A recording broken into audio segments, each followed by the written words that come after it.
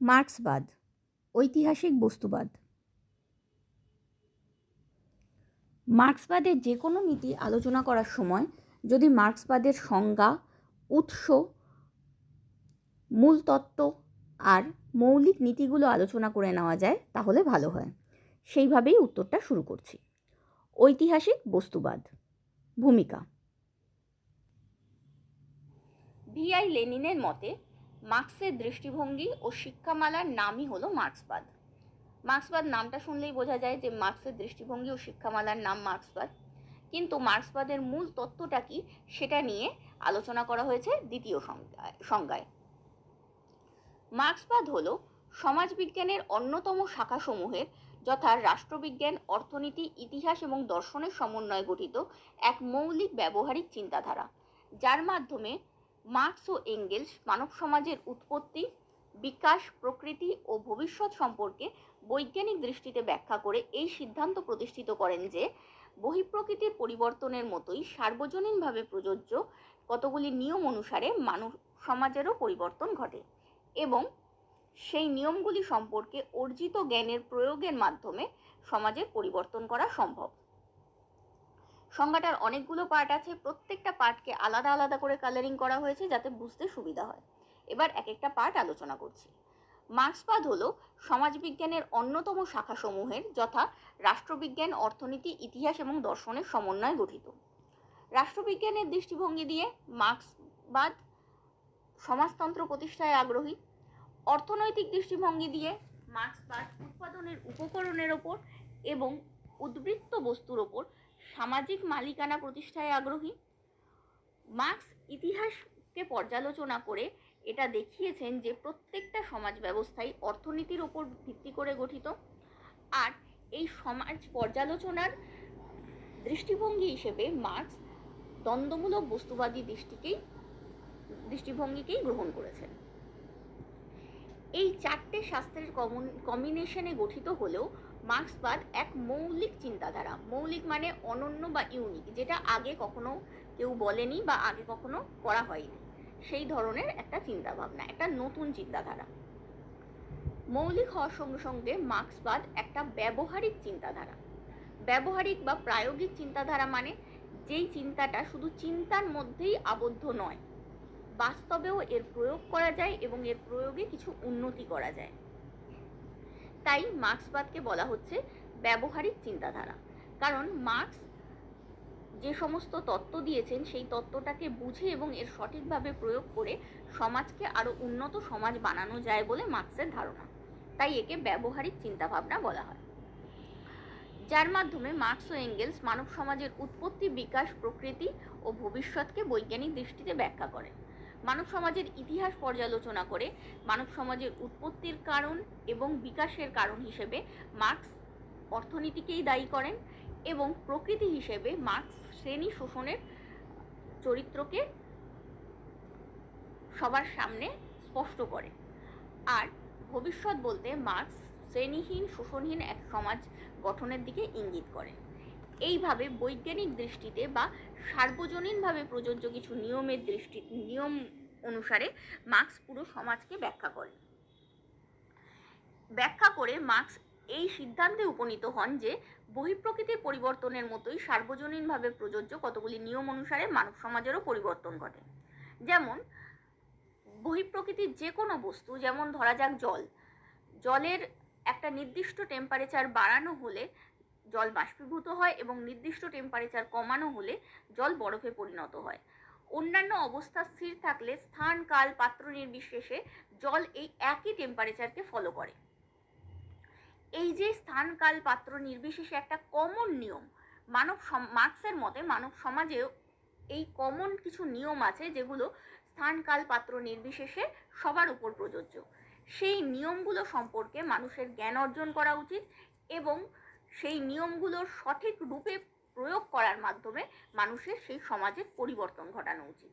তাই এই মার্ক্সবাদকে বলা হয় ব্যবহারিক চিন্তাধারা, কারণ মার্ক্স একটা নতুন ধরনের সমাজ গঠন হবে কিভাবে তার ইঙ্গিত দেন নিজের তত্ত্বের মাধ্যমে। ফ্রেডরিক এঙ্গেলসের সঙ্গে একযোগে মার্ক্স অষ্টাদশ শতাব্দীর মধ্য ও শেষ ভাগে এই তত্ত্বকে বাস্তবে রূপায়িত করেন। মার্কস ও এঙ্গেলসের মৃত্যুর পর ভিআই লেনিন বা Mao, Rosa Luxemburg, Karl Korsch, Stalin, Trotsky, Lukacs বা গ্রামসি প্রভৃতি বিভিন্ন মার্ক্সবাদী বিপ্লবীরা তাত্ত্বিক টিকাভাষ্য সংযোজনের মাধ্যমে মার্ক্সবাদের ক্রমবিকাশকে অব্যাহত রেখেছেন। তাই এমিল বার্নাস বলেছেন, মার্ক্সবাদ হলো আমাদের এই জগৎ এবং তারই অংশ মানব সমাজ সম্বন্ধে সাধারণ তত্ত্ব। এর নামকরণ হয়েছে মার্ক্স এর নাম অনুসারে বা কার্ল মার্ক্সের নাম অনুসারে। অর্থাৎ মার্ক্স একা এই পুরো তত্ত্বটাকে আজকে যে রূপে এই তত্ত্বটা আছে সেই রূপে সাজাতে পারেননি। মার্ক্স মেন তত্ত্বটা দিয়েছেন এবং তারপর বিভিন্ন রাষ্ট্রবিজ্ঞানী নিজেদের টিকা ভাষ্য সংযোজনের মাধ্যমে এই তত্ত্বটাকে আরো সমৃদ্ধ করেছেন। তাই এমিল বার্নাস বলেছেন, যেমন ভিআই লেনিন বলেছিলেন মার্ক্সের দৃষ্টিভঙ্গি ও শিক্ষামালার নামই মার্ক্সবাদ, সেটাই সত্যি নয়। মার্ক্সবাদ হলো আমাদের এই জগৎ এবং তার অংশ মানব সমাজ সম্পর্কে সাধারণ তত্ত্ব। যেই তত্ত্বটা শুধুমাত্র নামকরণ হয়েছে মার্ক্সের নাম অনুসারে, তবে এই তত্ত্বে অনেকেরই অবদান রয়েছে। উৎস: লেনিনের মতে জার্মান চিরায়ত দর্শন, ব্রিটিশ চিরায়ত অর্থশাস্ত্র এবং ফরাসি সমাজতন্ত্র তথা সাধারণভাবে ফরাসি বিপ্লবী মতবাদ 19 শতকের এই তিনটি প্রধান ভাবাদর্শগত প্রবাহের ধারাবাহক ও প্রতিবাদর পূর্ণতা সাধক হলেন মার্ক্স। অর্থাৎ উৎস বলতে গেলে, মার্ক্সবাদের উৎস বোঝাতে গেলে লেনিন বলেছেন জার্মান দর্শন, ব্রিটিশ দর্শন এবং ফরাসি সমাজতন্ত্রই হলো মার্ক্সবাদের উৎস। এখানে চিরায়ত শব্দের অর্থ হচ্ছে ট্র্যাডিশনাল দর্শন, ট্র্যাডিশনাল। এবার এই প্রত্যেকটা উৎস আলাদা করে আলোচনা করা যাক।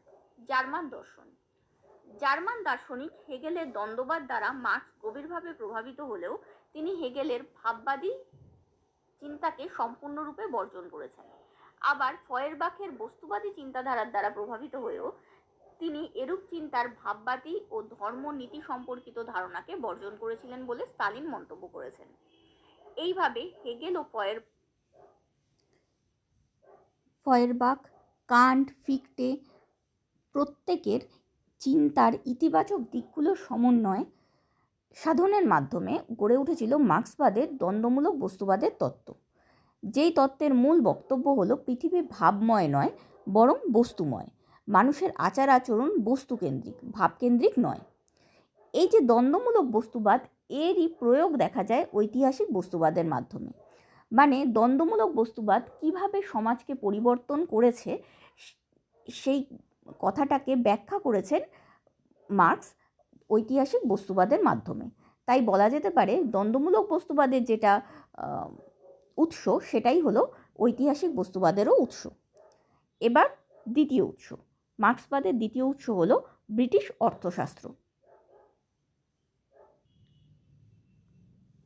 মার্ক্স এঙ্গেলস ব্রিটিশ সমাজতন্ত্রী ও অর্থনীতিবিদদের প্রভাবে যথেষ্ট প্রভাবিত হয়েছিলেন।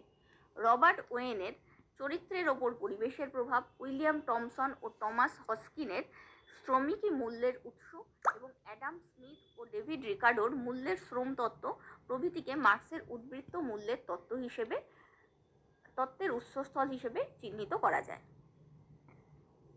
এই সমস্ত অর্থনৈতিক তত্ত্বের মূল এটাই যে শুধুমাত্র প্রকৃতির দ্বারা উৎপাদন কার্য হয় না, মানুষের শ্রমেরও ইকুয়ালি ভ্যালু আছে। মানুষ যদি সঠিক প্রকার শ্রম দিতে না পারে তাহলে প্রকৃতি উৎপাদন করতে সক্ষম নয়। তাই শ্রমের যথাযোগ্য মূল্য প্রদান করা উচিত। সেটারও একটা মূল্য, এক্ষেত্রে প্রাইস নয়, ভ্যালু আছে। সেই ভ্যালু ওয়াইজ শ্রমিকের প্রাইস ঠিক করা উচিত। এই সবকটা তত্ত্বেরই একই নির্যাস। ফরাসি সমাজতন্ত্র। ফরাসি সমাজতন্ত্রী সাঁ সিমো,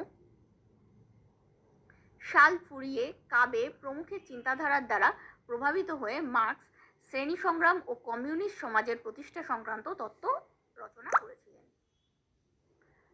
ফরাসি বিপ্লব বা ফরাসি সমাজতন্ত্রের মেন তিনটেই নীতি: সাম্য, মৈত্রী ও স্বাধীনতা। এই তিনটে নীতি উদারনীতিবাদের ক্ষেত্রেও গ্রহণ করা হয়েছে। কিন্তু মার্ক্সবাদের মূল বিরোধী মতবাদ উদারনীতিবাদে একটা জায়গায় ফল্ট রাখা হয়েছে, সেটা হলো এরা কখনোই অর্থনৈতিক সাম্যকে গুরুত্ব দেয়নি। কিন্তু মার্ক্সবাদীদের মতে অর্থনৈতিক সাম্যটাই মেন। তাই মার্ক্সবাদীরা সর্বপ্রকার সাম্য, এমনকি অর্থনৈতিক সাম্যকেও সমান গুরুত্ব দিয়েছেন। বলতে গেলে অর্থনৈতিক সাম্যকে মার্ক্স বেশি গুরুত্ব দিয়েছেন। তাই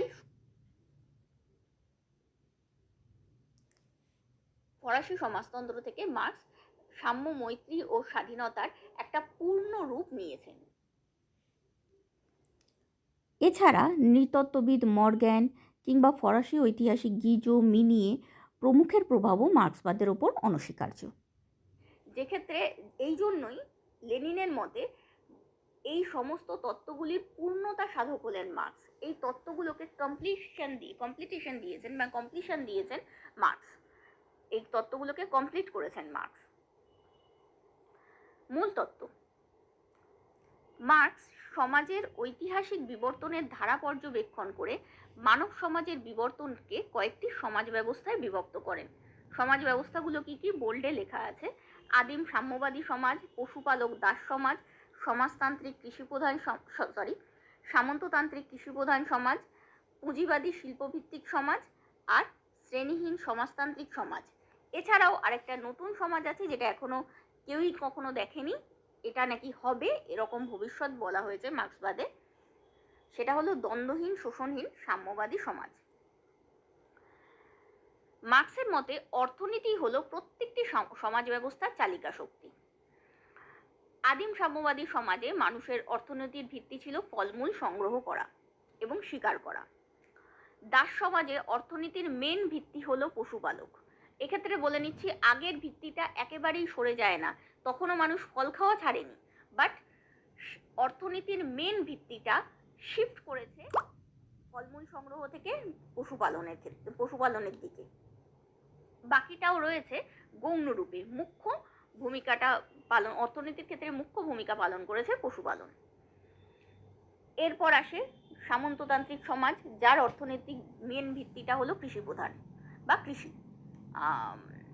পশুপালক সমাজের পশুপালন চলছে, কিন্তু অর্থনীতির মেন ভিত্তিটা শিফট করে গেছে কৃষির দিকে। এরপরের সমাজ হলো শিল্পভিত্তিক সমাজ বা পুঁজিবাদী সমাজ, যার অর্থনৈতিক ভিত্তি হলো শিল্প। উৎপাদনের উপকরণ এবং উৎপাদিত বস্তুর বন্টনের উপর ভিত্তি করে প্রতিটি সমাজ ব্যবস্থায় দুটি পরস্পর বিরোধী শ্রেণীর উদ্ভব হয়।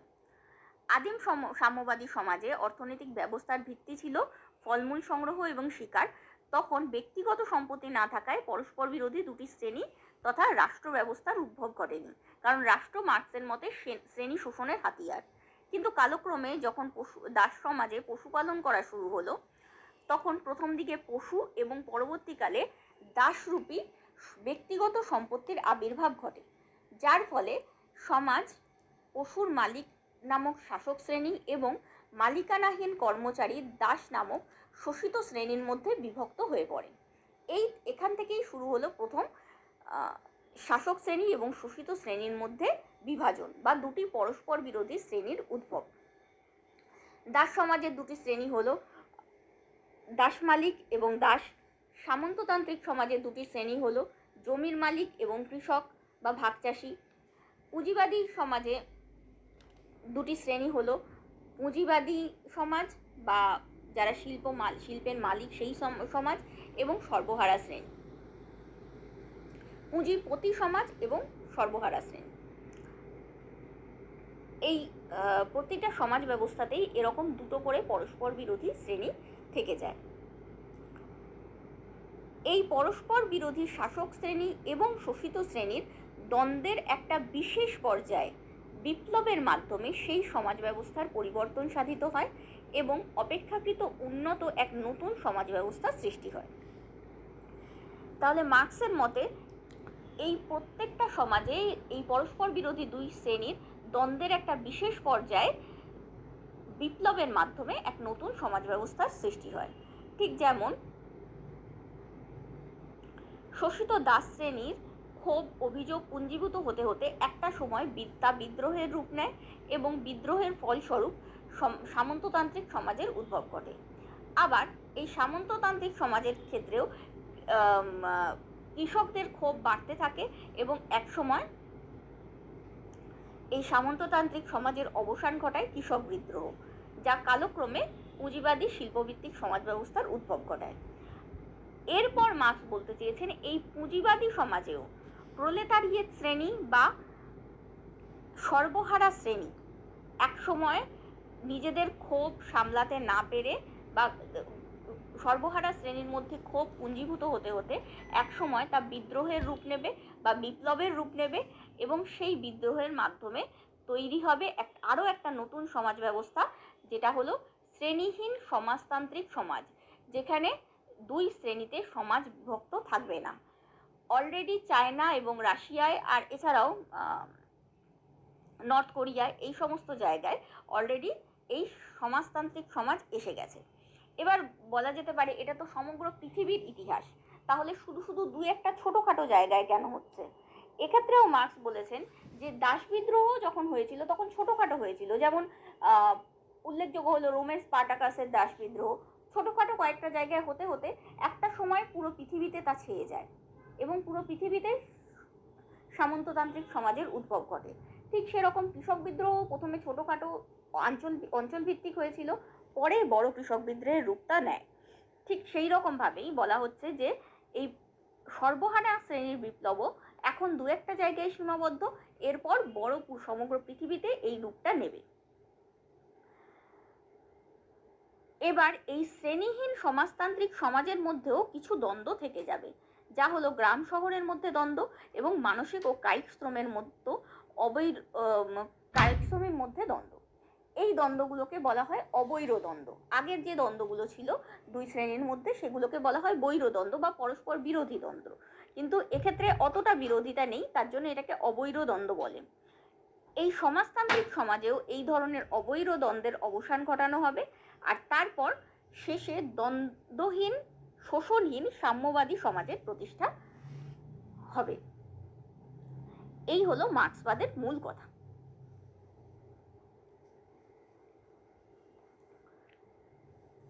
এবার আসছি মার্ক্সবাদের মৌলিক নীতি। মার্ক্সবাদের মৌলিক নীতিগুলিকে কয়েকটি ভাগে ভাগ করে আলোচনা করা যেতে পারে। সেগুলি হলো দ্বন্দ্বমূলক বস্তুবাদ, ঐতিহাসিক বস্তুবাদ, উদ্বৃত্ত মূল্যের তত্ত্ব, শ্রেণী সংগ্রামের তত্ত্ব, রাষ্ট্র সংক্রান্ত তত্ত্ব এবং বিপ্লব সংক্রান্ত তত্ত্ব। এইবার আসা যাক এখনকার মেন টপিক ঐতিহাসিক বস্তুবাদে। ঐতিহাসিক বস্তুবাদের সংজ্ঞা। মার্ক্সবাদের মূল ভিত্তি বা তত্ত্ব হল দ্বন্দ্বমূলক বস্তুবাদ, যা বিশ্ববিখ্যাত ও বস্তুবাদী দর্শনের স্বরূপ বলে বিবেচিত হয়। মানে মার্ক্সবাদের মেন নীতি হলো দ্বন্দ্বমূলক বস্তুবাদ, যা ওয়ার্ল্ড রিসার্চ করে, বিশ্ববিখ্যাত মানে ওয়ার্ল্ড রিসার্চ করে এবং বস্তুবাদী দর্শনের স্বরূপ। দ্বন্দ্বমূলক বস্তুবাদেরই রূপান্তর হলো ঐতিহাসিক বস্তুবাদ। ঐতিহাসিক বস্তুবাদের মধ্য দিয়ে দ্বন্দ্বমূলক বস্তুবাদের মূল সূত্রগুলি, যেগুলো হলো মানব সমাজের সৃষ্টি, বিকাশ, প্রসার, বৈপ্লবিক পরিবর্তন পদ্ধতি প্রভৃতি, এই সূত্রগুলোর প্রয়োগ ঘটেছে। এমিল বার্নাসের মতে মানব সমাজ ও তার বিভিন্ন প্রতিষ্ঠানগুলি ব্যাখ্যার ক্ষেত্রে দ্বন্দ্বমূলক বস্তুবাদের প্রয়োগকে ঐতিহাসিক বস্তুবাদ বলা হয়। স্তালিনের ভাষায় সমাজ জীবনের অনুশীলনে দ্বন্দ্বমূলক বস্তুবাদের মূল নীতিগুলির প্রয়োগ ও ব্যবহারকে বলা হয় ঐতিহাসিক বস্তুবাদ। Historical materialism is the extension of principles of dialectical materialism to the study of social life. অর্থাৎ সমাজ জীবনের ব্যাখ্যায় দ্বন্দ্বমূলক বস্তুবাদকে কিভাবে প্রয়োগ করা হবে সেটারই নির্যাস হলো ঐতিহাসিক বস্তুবাদ। কিন্তু এখানে একটা জিনিস উল্লেখযোগ্য যে ঐতিহাসিক বস্তুবাদ কেবল অতীত ঘটনাবলীর ব্যাখ্যা করে না, সেই সঙ্গে ভবিষ্যৎ সমাজের কাঠামো কেমন হবে সেই সম্পর্কে ইঙ্গিতও দেয়। এটাই ঐতিহাসিক বস্তুবাদের মেন গুরুত্ব, যে ঐতিহাসিক বস্তুবাদ আমাদের ফিউচার কীরকমভাবে গঠিত হবে বা ফিউচার কেমন হওয়া উচিত সেটা বলে, এবং কিভাবে এই ফিউচার গঠন করতে হবে সেটারও খানিকটা ইঙ্গিত দেয়। ওয়েপার বলেছেন, সমাজের উন্নতির স্বার্থে দ্বন্দ্বমূলক বস্তুবাদের নীতিগুলির বাস্তব প্রয়োগকে ঐতিহাসিক বস্তুবাদ বলে। সামাজিক জীবনধারা এবং সমাজ ও সমাজের ইতিবৃত্তের বিশ্লেষণে দ্বন্দ্বমূলক বস্তুবাদের প্রধান নীতিগুলির ব্যবহারকে ঐতিহাসিক বস্তুবাদ বলা হয়। অর্থাৎ সবারই একই মত মোটামুটি যে দ্বন্দ্বমূলক বস্তুবাদকে কিভাবে প্রয়োগ করা হয় সেটা দেখানো হয়েছে ঐতিহাসিক বস্তুবাদে। আরও ভালোভাবে বলতে গেলে দ্বন্দ্বমূলক বস্তুবাদের মাধ্যমে কিভাবে সমাজের পরিবর্তন হয় তার ব্যাখ্যা দেওয়া হয়েছে ঐতিহাসিক বস্তুবাদে। প্রকৃতি। মরিস কনফোর্থের মতে মার্কসের আবিষ্কারকে ভিত্তি করে সমাজ পরিবর্তনের নিয়মাবলী ও চালিকা শক্তিগুলি সম্পর্কে যে সাধারণ তত্ত্ব গড়ে উঠেছে তাই ইতিহাসের বস্তুবাদী ব্যাখ্যা বা ঐতিহাসিক বস্তুবাদ নামে পরিচিত। মানে সামাজিক পরিবর্তনের যে নিয়মগুলো বা চালিকা শক্তি কি তারই একটা সংকলন হলো ঐতিহাসিক বস্তুবাদ। যদি কেউ অন্য কোনো সংজ্ঞা দিতে না অস্বস্তি বোধ করো বা না দাও, তাহলে এক কথায়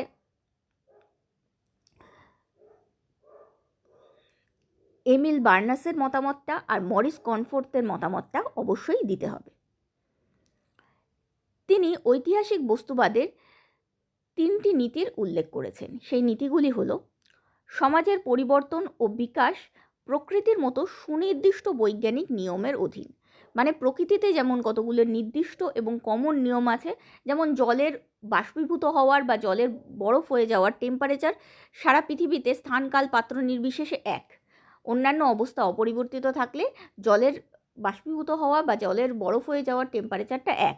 ঠিক সেরকমই সুনির্দিষ্ট এবং বৈজ্ঞানিক কিছু নিয়মের মাধ্যমেই পৃথিবীরও পরিবর্তন হয় বা সমাজ জীবনেরও পরিবর্তন হয়। রাজনৈতিক ভাবাদর্শ, সংস্কৃতি ও বিভিন্ন প্রতিষ্ঠানের সৃষ্টি হয় বৈষয়িক জীবনযাত্রার বিকাশের ভিত্তিতে। বৈষয়িক জীবনযাত্রা বা অর্থনৈতিক জীবনযাত্রা কতটা ডেভেলপ তার ভিত্তিতেই রাজনৈতিক মতাদর্শ, সংস্কৃতি ও বিভিন্ন প্রতিষ্ঠানের সৃষ্টি হয়। যেমন যেই সমাজ মূলত কৃষিভিত্তিক, সেই সমাজে দেখতে পাবে তাদের সংস্কৃতিটাও কৃষিভিত্তিক। তাদের পুজো অর্চনা যা কিছু হয় সমস্ত কিছুই কৃষিজাত পণ্যের ওপর নির্ভরশীল। আবার যেই সমাজ বেশি শিল্পভিত্তিক, সেই সমাজে যত বড় বড় অনুষ্ঠান হয় সেখানে দেখবে শিল্পজাত প্রোডাক্টের ব্যবহার বেশি দেখা যায়। রাজনৈতিক ভাবাদর্শের ক্ষেত্রেও তাই। যে দেশ বেশি ইনকাম করছে সে দেশ জীবনকে অনেক বেশি ভোগবাদী করে তুলেছে, যেমন মার্কিন যুক্তরাষ্ট্র। আবার যে দেশের ইনকাম কম, আফ্রিকার দেশগুলো, তারা অতটা ভোগবাদী জীবনশৈলী আপন করেনি। তাই রাজনৈতিক ভাবাদর্শ, সংস্কৃতি ও বিভিন্ন প্রতিষ্ঠান, এবার এনজয় করতে হলে যেরকম প্রতিষ্ঠানগুলো হেল্প নিতে হয় সেটা তুমি বিভিন্ন ক্ষেত্রে দেখো, লেবার অর্গানাইজেশনের ক্ষেত্রে দেখো বা রাষ্ট্র ব্যবস্থার ক্ষেত্রে দেখো, সেই বিভিন্ন প্রতিষ্ঠানগুলো গড়ে ওঠে ওই পুরো অর্থনীতি কতটা বিকাশ হয়েছে তার ভিত্তিতে। 3 নম্বর পয়েন্ট হলো, বাস্তবে বৈষয়িক জীবনযাত্রার পদ্ধতি কর্তৃক সৃষ্ট মতবাদ ও প্রতিষ্ঠান সক্রিয় ভূমিকা গ্রহণ করে। ওই যে প্রতিষ্ঠানগুলো যেটা অর্থনীতির ওপর বেস করে তৈরি হলো, তারাই ওই প্রতিষ্ঠান এবং মতবাদ এগুলোই সমাজকে আরও পরিবর্তিত হতে সাহায্য করে বা সমাজের ক্ষেত্রে সক্রিয় ভূমিকা গ্রহণ করে। ঐতিহাসিক বস্তুবাদের মূল বক্তব্য। কার্ল মার্কসের ঐতিহাসিক বস্তুবাদের মূল উদ্দেশ্য হল সমাজের উৎপাদন ব্যবস্থার ইতিহাস পর্যালোচনা। কার্ল মার্কস তার কমিউনিস্ট ম্যানিফেস্টো নামক গ্রন্থে বিশ্লেষণ করে দেখিয়েছেন যে ইতিহাস কেবলমাত্র কতগুলি বিচ্ছিন্ন ঘটনার সংকলন বা কাহিনীর বিন্যাস নয়। ইতিহাসের প্রত্যেকটি ঘটনা অন্য ঘটনার সঙ্গে গভীরভাবে সম্পর্কযুক্ত। ইতিহাসের আলোচ্য বিষয় সমগ্র জনসাধারণ, কোনো একক ব্যক্তি বা রাজা বা সম্রাট বা শাসক বিশেষ নয়। অর্থাৎ মার্কস বলতে চেয়েছেন যে ইতিহাস হলো উৎপাদন ব্যবস্থার ইতিহাস বা অর্থনীতির ইতিহাস। কোন রাজা কী করলো বা কোন সাধারণ সমাজের কোনো এক ব্যক্তির কী গুরুত্ব বা সমাজে কীভাবে পরিবর্তন এসেছে সেই ছোটোখাটো ঘটনাগুলোর কালেকশন বা সংকলন ইতিহাস নয়। ইতিহাস হলো অর্থনীতির ওপর বেস করে কিভাবে এক সমাজ থেকে আরেক সমাজে আমরা অবতীর্ণ হচ্ছি তার ইতিহাস। ইতিহাসের এটাই ব্যাখ্যা করা উচিত। এটাই তিনি ঐতিহাসিক বস্তুবাদের মাধ্যমে দেখিয়েছেন। আর এই ঐতিহাসিক বস্তুবাদের মূল বক্তব্যগুলি নিম্নে সূত্রাকারে লিপিবদ্ধ করা হলো। এক একটা পয়েন্ট করে করে এই ঐতিহাসিক বস্তুবাদের মেন কথাগুলো বর্ণনা করছি। 1 নম্বর পয়েন্ট, অর্থনীতি ভিত এবং সমাজ ব্যবস্থা উপরিকাঠামো। মার্কসের মতে অর্থনীতি হল সমাজের ভিত। ইতিহাস মূলত অর্থনৈতিক অবস্থার দ্বারা আবর্তিত ও বিবর্তিত হয়। ধন উৎপাদন ও বন্টন ব্যবস্থার বিধানগুলি এই বিবর্তনের প্রধান কারণ। মানব সমাজের মানব সমাজের রাজনৈতিক, সামাজিক ও অন্যান্য দিকগুলি অর্থনৈতিক ব্যবস্থার দ্বারাই নিয়ন্ত্রিত হয়। অর্থনৈতিক ভিত্তি সমাজের উপরিকাঠামোকে প্রভাবিত করে। হান্টের মতে সমাজের অর্থনৈতিক অবস্থা বা সাবস্ট্রাকচার বা আন্টারভিউ সর্বদাই সমাজের ভিত নির্মাণ করে এবং রাজনৈতিক ব্যবস্থা, আইন ব্যবস্থা, ধর্ম, সাহিত্য, কলা ইত্যাদি সামাজিক উপরিকাঠামোগুলি ওই ভিতের ওপরই গঠিত এবং ওই ভিত দ্বারাই নিয়ন্ত্রিত হয়। মার্ক্সবাদ অনুযায়ী মূল অর্থনৈতিক কাঠামোর মধ্যে পরিবর্তন এলেই উপরিকাঠামোর পরিবর্তন হবে। অর্থাৎ মার্ক্স বলতে চাইছেন সমাজের মেন ভিত্তি বা সমাজের পরিবর্তনের মেন কারণ হলো অর্থনৈতিক ব্যবস্থা। এই অর্থনৈতিক ব্যবস্থার উপর নির্ভর করেই বা অর্থনৈতিক ব্যবস্থার দ্বারা নিয়ন্ত্রিত হয় রাজনৈতিক ব্যবস্থা, আইন ব্যবস্থা, ধর্ম, সাহিত্য, কলা প্রত্যেকটাই। যেমন কোনো সমাজ, যেমন আমি যদি মার্কিন যুক্তরাষ্ট্রের সমাজ দেখি, সেটা চূড়ান্তভাবে ভোগবাদী সমাজ। কেন? কারণ সেখানে অর্থনৈতিকভাবে সক্ষম যে গ্রুপ, সেই গ্রুপ শিল্পপতি এবং শিল্পের দ্রব্যগুলো তাদের বিক্রি করতে হবে। তাই বললাম যে সংস্কৃতিটাও তৈরি হচ্ছে শিল্পভিত্তিক, যে কোনো একটা সংস্কৃতির ক্ষেত্রে আমাদের চকলেট কিনতে হবে, কোনো গিফটস কিনতে হবে, বা গিফটগুলোকে প্যাক করার জন্য আমাদের প্যাকেজিংয়ের বিভিন্ন সিস্টেম কিনতে হবে, বা বিভিন্ন ক্রিসমাসে বা অন্য কিছুর ক্ষেত্রে কার্ড দিতে হবে, সেই কার্ডগুলোকে কিনতে হবে। এই সমস্ত কিছুই কিন্তু শিল্পজাত দ্রব্য। তাই সাংস্কৃতিক পরিস্থিতিটা বা ধর্মের জন্য আমরা ক্রিসমাসে কী কী জিনিস ইউজ করি, সমস্ত কিছুই দেখবে শিল্পজাত প্রোডাক্ট, সেটা লাইটিং হোক বা ডেকোরেশন।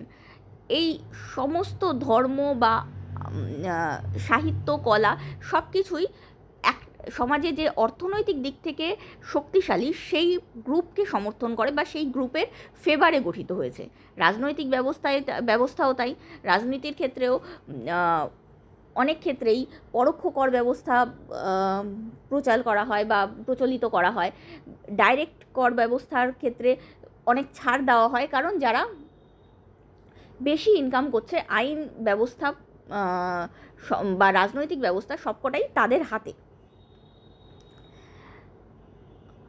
মার্ক্সবাদীদের যুক্তি অনুসারে অনেকভাবেই বলা হয় যে ব্যক্তিরা খেতে পাচ্ছে না, তারা যদি চুরি করে সেটাও আমাদের সমাজে অপরাধ, কারণ আমাদের নীতিটা গঠিত হয়েছে বড়লোকদের ফেভারে। মার্ক্সের মতে খাদ্য, বস্ত্র, বাসস্থান বা সামাজিক যা যা উৎপাদিত বস্তু সব কিছুর ওপর সবার সমান অধিকার। তাই এক্ষেত্রে এরকম পরিস্থিতি তৈরিই হবে কেন যে একজন খেতে পাচ্ছে না আর একজনের বাড়িতে খাবার ফেলানি যাচ্ছে। এই খাবারের ওপর বা সমাজের যে কোনো উৎপাদিত বস্তুর ওপর প্রত্যেকের সমান অধিকার আছে, কিন্তু সেই অধিকারটাকে আমরা সমান হিসেবে দেখছি না, কারণ সমাজে প্রভুত্বকারী শ্রেণীর মতামত অনুসারেই আমাদের মতামতটা গঠিত হয়েছে। আইন ব্যবস্থা, ধর্ম, সাহিত্য, কলা সব কিছুই তাদের ফেভারে গঠিত হয়েছে এবং সব কিছু দিয়েই তারা এটা বোঝানোর চেষ্টা করেছে যে চুরিটা অপরাধ, তুমি খেতে পাও কি না পাও, কেউ নষ্ট করছে সেটা অপরাধ নয়। এইভাবে মার্ক্স বোঝাতে চেয়েছে যে অর্থনীতি সমাজের মূল ভিত্তি, আর অর্থনৈতিক ব্যবস্থায় পরিবর্তন আসলে টোটাল সমাজ ব্যবস্থার বাকি কাঠামোগুলোর মধ্যেও পরিবর্তন চলে আসবে। দ্বিতীয় পয়েন্ট, মানুষের প্রাথমিক চাহিদা পূরণের জন্য মানুষ উৎপাদন করে। কার্ল মার্ক্সের মতে অন্ন, বস্ত্র, বাসস্থান উৎপাদনের উপকরণ প্রতিটি মানুষের মৌলিক চাহিদা। রাজনীতি, ধর্ম, দর্শন প্রভৃতি চর্চার আগে মানুষের প্রাথমিক প্রয়োজন পূরণের জন্য মানুষকে কাজ করতে হয়, অর্থাৎ উৎপাদন প্রক্রিয়ায় অংশগ্রহণ করতে হয়। হান্ট বলেছেন, man has to live before he can start to think. অতএব চিন্তাধারা নয়, জীবনযাত্রার জন্য প্রয়োজনীয় অর্থনৈতিক ব্যবস্থাই সমাজের পরিবর্তনের মূলে বর্তমান। মার্ক্সের মতে উৎপাদন ব্যবস্থা ক্রমাগত পরিবর্তিত আর উন্নত হয়, আর এই অগ্রগতির সঙ্গে সঙ্গতি বজায় রেখে সমাজ ব্যবস্থা, সামাজিক ধ্যান ধারণা, রাজনৈতিক চিন্তাভাবনা ও প্রতিষ্ঠানের পরিবর্তন ঘটে। হান্ট আরও বলেছেন যে উৎপাদনের উপায় এবং পদ্ধতির ওপরে মানুষের বৈষয়িক জীবনযাত্রা নির্ভর করে। মানব সমাজের মৌলিক পরিবর্তনের মূল কারণ হলো উৎপাদন পদ্ধতিতে তার ভূমিকা। তিনি দেখিয়েছেন যে উৎপাদন পদ্ধতি বা অর্থনৈতিক ক্ষমতা হলো সব কিছুর মূল চালিকা শক্তি। তাহলে মার্কস বলেছেন যে মানুষ রাজনীতি বা দর্শন, ধর্ম ইত্যাদি নিয়ে ভাববে পরে, আগে তো সে খাওয়ার জোগাড় করবে, বা আগে তো সে জীবন ধারণের প্রয়োজনীয় ন্যূনতম জিনিসগুলো জোগাড় করবে। ন্যূনতম জিনিস কি? অন্ন, বস্ত্র, বাসস্থান। আর এই অন্ন, বস্ত্র, বাসস্থান জোগাড় করার জন্য সে যে উৎপাদন করবে, সেই উৎপাদনের বেসিক উপকরণ, যেমন কৃষির ক্ষেত্রে ধরো জমি বা বীজ, সার, আর শিল্পের ক্ষেত্রে কলকারখানা বা যন্ত্রপাতি, এগুলো হলো উৎপাদনের উপকরণ। এগুলো জোগাড় করাটা হচ্ছে মানুষের মৌলিক চাহিদা। আগে মানুষ এটা করবে, তারপর সে অন্যান্য দিকে ভাববে। আর সমাজের পরিবর্তনটাও এই জিনিসগুলোর উন্নতির ওপর ডিপেন্ড করে। কারণ মার্কসের মতে কোনো সমাজ ব্যবস্থা এক জায়গায় থেমে থাকে না, ধীরে ধীরে উন্নত হচ্ছে। এই প্রত্যেকটা জিনিসের উন্নতির ওপরই সমাজের উন্নতি ডিপেন্ড করে। এগুলোর পরিবর্তন হলে সমাজের পরিবর্তন হয়। 3 নম্বর পয়েন্ট, উৎপাদন পদ্ধতি সমাজের মূল চালিকা শক্তি।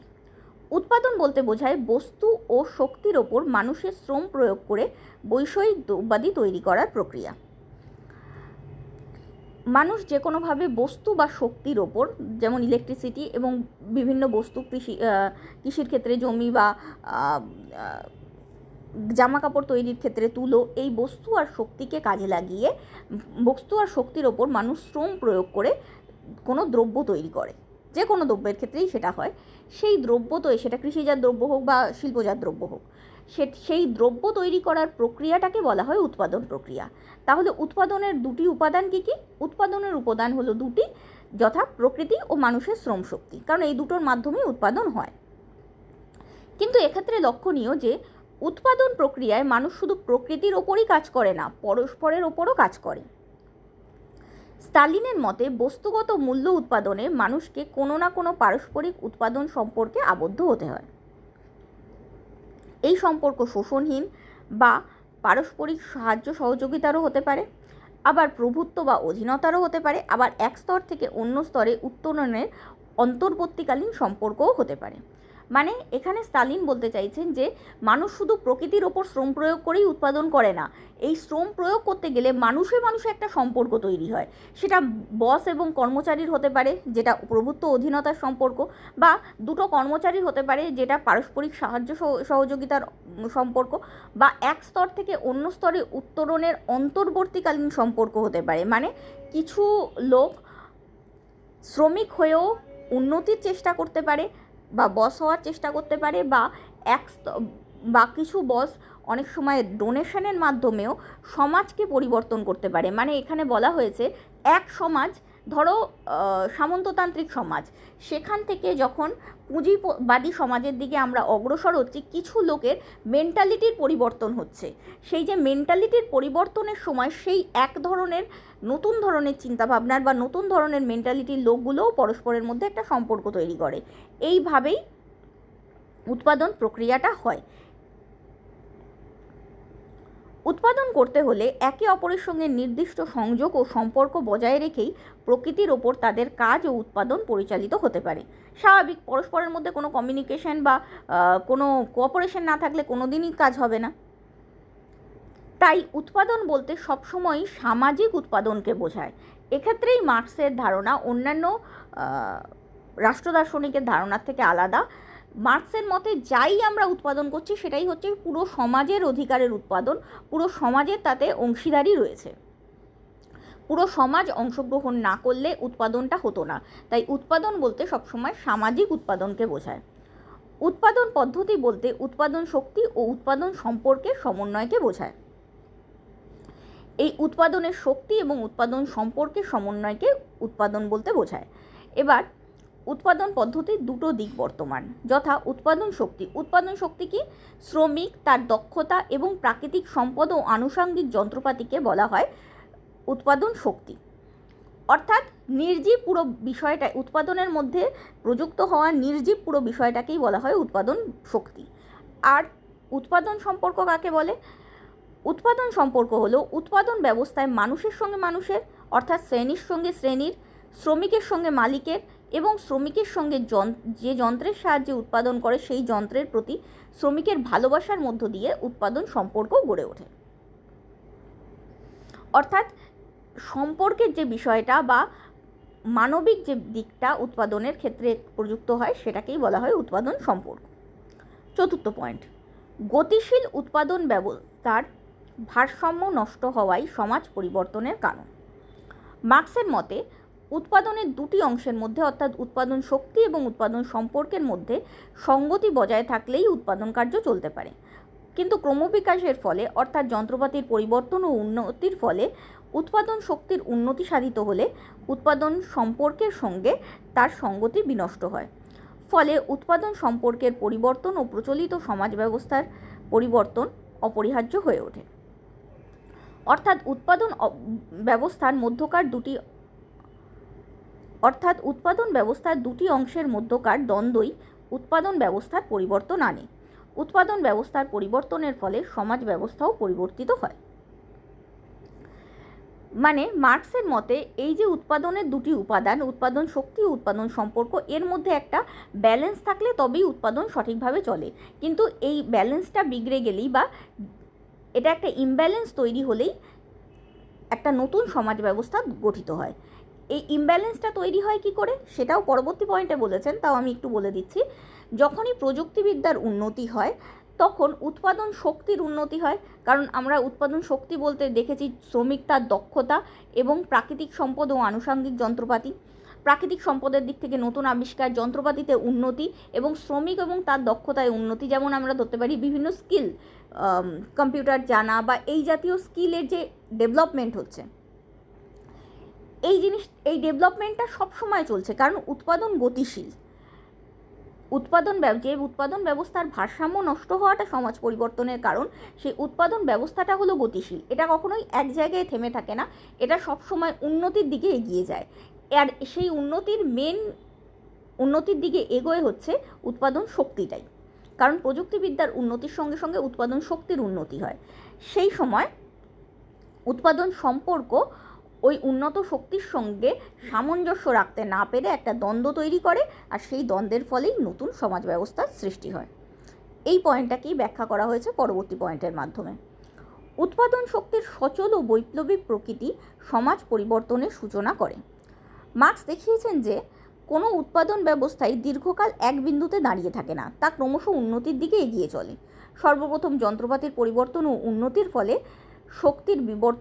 শক্তির পরিবর্তন বা উৎপাদন শক্তির পরিবর্তন ও বিকাশ শুরু হয়।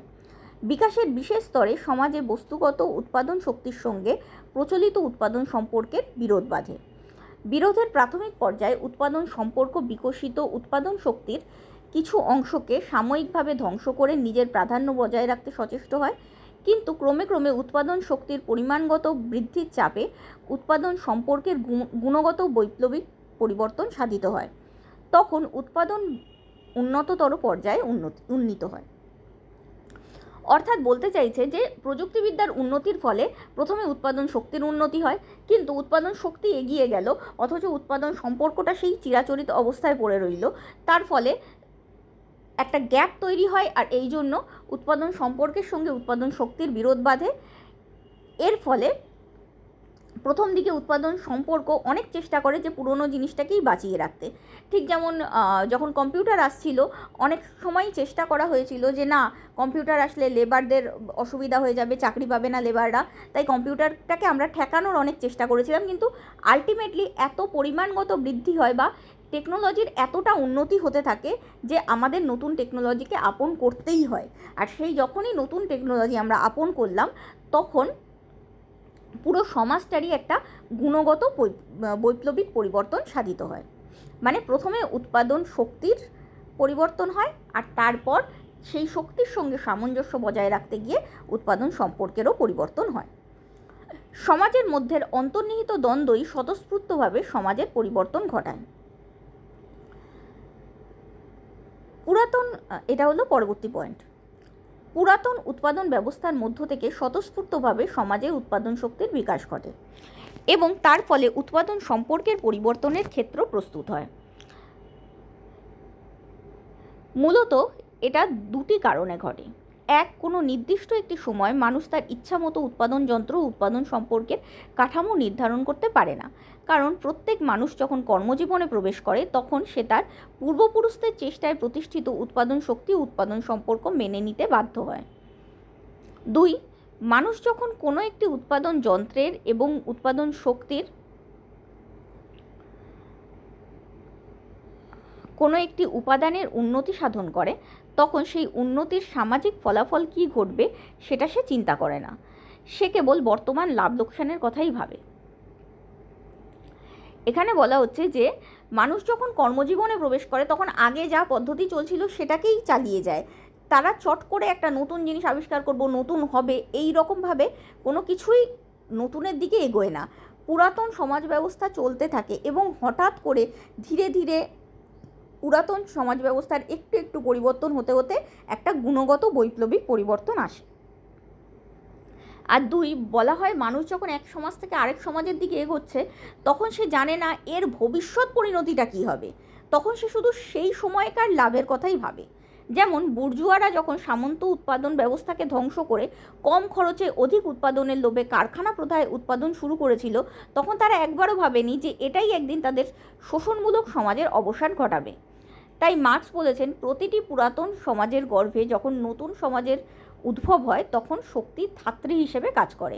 অর্থাৎ প্রতিটি সমাজের মধ্যেই অন্তর্দ্বন্দ্ব নিহিত, যেটা দ্বন্দ্বমূলক বস্তুবাদেই বলা হয়েছে, এবং সেই অন্তর্দ্বন্দ্বের ফলেই নতুন সমাজের উদ্ভব হয়। এইভাবে মার্কস তার ঐতিহাসিক বস্তুবাদের সাহায্যে বৈজ্ঞানিক উপায়ে সমাজ বিবর্তনের ধারাটি ব্যাখ্যা করেছেন। এবার হলো পরবর্তী পয়েন্ট, ইতিহাসের গতিবিধি। এই পুরো জিনিসটাকে বোঝানোর মাধ্যমে মার্কস এটা বোঝাতে চেয়েছেন যে সমাজ বিকাশের ইতিহাস হলো মূলত উৎপাদন ব্যবস্থার বিকাশের ইতিহাস। স্তালিনের ভাষায় সমাজ ব্যবস্থার ইতিহাস বলতে বৈষয়িক মূল্য ইত্যাদি উৎপাদকগণের ইতিহাস, শ্রমজীবী জনতার ইতিহাসকে বোঝায়। অতএব ইতিহাস বিজ্ঞানের প্রধান কাজ হলো উৎপাদনের নিয়ম, উৎপাদিকা শক্তির বিকাশের নিয়ম, উৎপাদন সম্পর্ক এবং সমাজের অর্থনৈতিক বিকাশের নিয়মগুলো আলোচনা করা। অর্থাৎ এরা ইতিহাসের পাঠ্যক্রম বা সিলেবাস তো বলা যায় না, এক্ষেত্রে বলতে হয় ইতিহাসের চর্চার বিষয়টাকে পরিবর্তন করতে চাইছেন। ইতিহাসের চর্চার বিষয় কিছু কাহিনী বা কী হয়ে এসছে, কোন রাজা ছিল কোন রাজা নেই, সেটার আলোচনা না, ইতিহাস মূলত অর্থনীতির আলোচনা করবে, তবেই সেটা ইতিহাস বিজ্ঞান বলে পরিচিত হবে, এটা তাদের মত। এবার সমালোচনা। কারণ উৎপাদন ব্যবস্থাটাই যেহেতু সমাজের পরিবর্তন করে, তাই সমাজ পরিবর্তনের ধারাটাকেই ইতিহাসে আলোচনা বিষয় বানানো উচিত বলে এদের ধারণা। এবার হচ্ছে সমালোচনা। পশ্চিমী তাত্ত্বিকগণ মার্কসের ঐতিহাসিক বস্তুবাদী তত্ত্বকে বিভিন্নভাবে সমালোচনা করেছেন। সমালোচকদের মতে ইতিহাসের সমস্ত ঘটনার পেছনে কেবল অর্থনৈতিক উপাদানই এককভাবে কাজ করে না, মানুষের জীবন ও কার্যাবলীর ওপর অর্থনীতির মতো ধর্ম, দর্শন, আবহাওয়া ইত্যাদি প্রভাবও বিশেষভাবে লক্ষণীয়। যেমন মুসলিমদের ভারত অভিযানের পশ্চাতে ধর্মীয় কারণ লুক্কায়িত ছিল বলে অনেক সমালোচক মনে করেন। অনুরূপভাবে ট্রয় নগরী ধ্বংসের পেছনে অর্থনৈতিক কারণ অপেক্ষা অন্য কারণই ছিল প্রধান। অর্থাৎ সমালোচকরা বলতে চাইছেন অর্থনীতি সব কিছুর পরিবর্তনের মূল কারণ নয়, অনেক কিছু অর্থনীতি ছাড়াও পরিবর্তিত হয়, অর্থনীতির ওপর বেস ছাড়াও অন্য কিছুর দ্বারাও পরিবর্তিত হয়। এঙ্গেলস এই অভিযোগ খণ্ডন করে বলেছিলেন যে অন্যান্য উপাদানের গুরুত্ব অনস্বীকার্য এবং অর্থনীতি মূল উপাদান হলেও কখনোই একমাত্র উপাদান নয়। অর্থাৎ মার্ক্সবাদ কখনোই বলেনি শুধুমাত্র অর্থনীতির দ্বারাই সব চালিত হয়, অর্থনীতিকে মূল উপাদান বলেছেন, বাকি সমস্ত উপাদানের গুরুত্বও মার্ক্সবাদে স্বীকার করা হয়েছে। তাছাড়া একথাও অনস্বীকার্য যে মানব সমাজের ক্রমবিকাশের ধারাকে বিশ্লেষণ করলে দেখা যায় ইতিহাসের সব ঘটনার পশ্চাতেই কোনো না কোনোভাবে অর্থনীতি প্রভাব বিস্তার করছে। দ্বিতীয়, সমালোচকরা অর্থনীতিকে ভিত হিসেবে ধরে নিয়ে আদর্শ, রাজনৈতিক প্রতিষ্ঠান ইত্যাদিকে উপরিকাঠামো হিসেবে মেনে নিতে সম্মত নন। তারা মনে করেন যে অর্থনৈতিক ব্যবস্থা যেমন আদর্শের জন্ম দেয়, তেমনি আদর্শও নতুন অর্থনৈতিক ব্যবস্থার জন্ম দিতে পারে। উদাহরণ হিসেবে তারা 1917 সালের পরবর্তী সোভিয়েত রাশিয়ার অর্থনীতিকে সাম্যবাদী আদর্শের ফসল বলে চিহ্নিত করেন।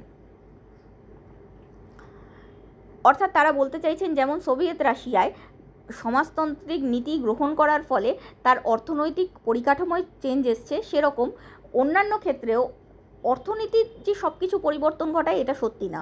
অনেক সময় মতাদর্শও অর্থনীতির মধ্যে পরিবর্তন ঘটাতে পারে। 3 নম্বর, ঐতিহাসিক বস্তুবাদ একথাই বলে যে উৎপাদনের উপকরণগুলির মালিকানা যাদের হাতে তারাই সমাজে ক্ষমতার অধিকারী হয়। সমালোচকদের মতে অর্থ ছাড়াও সাহস, বুদ্ধিমত্তা, দূরদর্শিতা প্রভৃতি মানুষকে ক্ষমতাসম্পন্ন করে তোলে। উদাহরণস্বরূপ তারা সামরিক অভ্যুত্থানের মাধ্যমে অধিষ্ঠিত শাসকদের কথা বলে।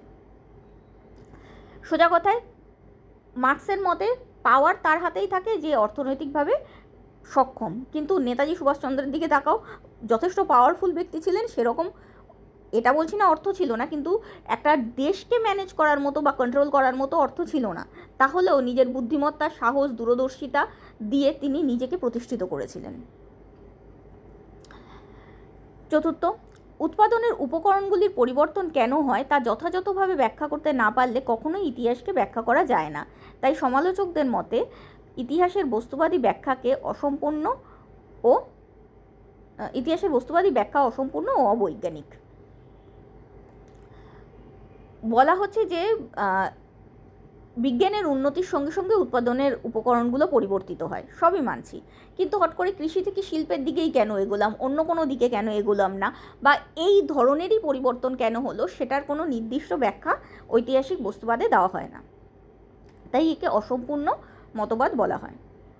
5 নম্বর, ম্যাকাইভার প্রমুখ রাষ্ট্রবিজ্ঞানীদের মতে সমাজ বিকাশের ইতিহাস কেবল শ্রেণী সংগ্রামের ইতিহাসই নয়, তা শ্রেণী সমঝোতারও ইতিহাস। মানে শ্রেণীরা শুধু দ্বন্দ্ব করেই এগোচ্ছে না, তারা পরস্পরকে সহযোগিতার মাধ্যমেও এগিয়ে নিয়ে যায়। উদাহরণস্বরূপ বলতে গেলে অনেক লেবার ইউনিয়নের কথাও তোমরা শুনবে, তারাও তো সমঝোতা করেই এগোচ্ছে। সমালোচকরা বলেন যে সমাজ পরিবর্তনের জন্য বিপ্লব অপরিহার্য নয়। আধুনিক আচরণবাদী রাষ্ট্রবিজ্ঞানীরা সাম্প্রতিককালে বিশ্বের বিভিন্ন দেশের সামাজিক ও রাজনৈতিক পরিবর্তনের সফল ইতিহাসের উদাহরণ দিয়ে শান্তিপূর্ণ উপায়ে সমাজের পরিবর্তন সম্ভব বলে অভিমত ব্যক্ত করেন। অনেকে বিপ্লবের অস্তিত্বকে অস্বীকার করেছেন এবং বলেছেন শান্তিপূর্ণ উপায়েও এই পুরো পদ্ধতিটা হতে পারে। 7, হান্ট প্রমুখ রাষ্ট্রবিজ্ঞানীদের মতে একই ধরনের উৎপাদন ব্যবস্থার অধীনে বসবাস করা সত্ত্বেও কেন জনসাধারণ ভিন্ন ধরনের সভ্যতা গড়ে তুলেছে তা ঐতিহাসিক বস্তুবাদ ব্যাখ্যা করতে পারে না। যেমন আমরা ইতিহাসে পড়ি মেসোপটেমিয়ার সভ্যতা, ব্যাবিলনীয় সভ্যতা বা সিন্ধু সভ্যতা, এগুলো আলাদা আলাদা কেন? একই ধরনের তো এখানকার অর্থনৈতিক ব্যবস্থা ছিল। তাও যে এরা কেন আলাদা সভ্যতা গড়ে তুলেছে সেটার কোনো ব্যাখ্যা মার্ক্সবাদে নেই। 8 নম্বর, ঐতিহাসিক বস্তুবাদের ভিত্তিতে মার্ক্স ও এঙ্গেলস এই সিদ্ধান্তে উপনীত হয়েছিলেন যে একটি সমাজের পরিবর্তে যখন নতুন একটি সমাজ প্রতিষ্ঠিত হয় তখন সেই সমাজ নিঃসন্দেহে পূর্ববর্তী সমাজ অপেক্ষা অনেক বেশি প্রগতিশীল হবে। কিন্তু এই সিদ্ধান্ত মিথ্যা প্রমাণিত হয়েছে। 1917 সালে সোভিয়েত ইউনিয়নের প্রতিষ্ঠা মার্ক্সের ভবিষ্যৎবাণী ব্যর্থ, কিংবা দ্বিতীয় বিশ্বযুদ্ধের পর বিভিন্ন দেশে সমাজতান্ত্রিক সমাজ ব্যবস্থা ও রাষ্ট্রের প্রতিষ্ঠা নিঃসন্দেহে পূর্ববর্তী সমাজ থেকে প্রগতিশীল হলেও 1991 সালের ডিসেম্বরে ইয়েলেক্সিন প্রমুখের নেতৃত্বে সোভিয়েত ইউনিয়নের বিলুপ্তি এবং পূর্ব ইউরোপে সমাজতন্ত্রের বিপর্যয়ের পর ওইসব দেশে পুনরায় পুঁজিবাদ প্রতিষ্ঠিত হয়েছে। এরূপ সমাজ কখনোই সমাজতান্ত্রিক সমাজের তুলনায় গুণগত দিক থেকে অধিকতর উৎকর্ষ সমন্বিত নয়। পরিষ্কার কথা বলা হচ্ছে যে সোভিয়েত ইউনিয়ন তো মার্ক্সবাদের অনুসরণে সমাজতন্ত্রবাদ দেখিয়েছিল, কিন্তু তারপর আবার পুঁজিবাদ সেখানে প্রতিষ্ঠিত হয়। তাই বলা যায় যে এই সিদ্ধান্ত মিথ্যা।